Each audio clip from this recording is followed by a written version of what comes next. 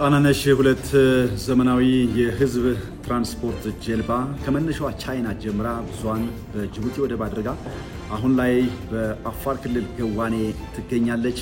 በመጣችበት መንገድ ሁሉ በህብረተሰቡ ልዩ አቀባበል እየተደረገላትም ጭምር ይገኛል።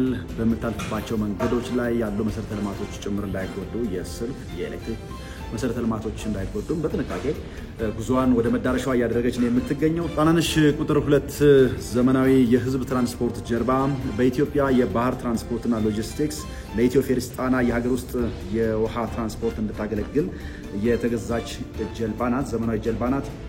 ጀልባዋ እንግዲህ ወደ 38 ሜትር ርዝመትና በአንድ ጊዜ ደግሞ 188 ሰዎችን የመጫን አቅም እንዳላትም ጭምር ተገልጿል።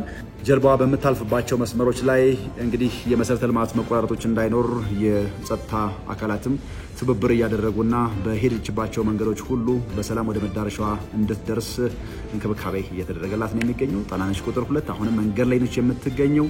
የጣናነሽ ቁጥር 2 የጉዞ ሂደትን ጨምሮ በርካታ ጉዳዮች የተስተናገዱበት የዛሬው የዜና ኢትዮጵያ መሰናዷችንን ከቀጣይ ቴሌቪዥን ስርጭት ባሻገር በኢቲቪ.ስትሪም የማህበራዊ ትስስር ገጾቻችን በኩል ልታገኙ ትችላላችሁ። ሁሌም አብራችሁን ስለምትሆኑ ከልብ እናመሰግናለን።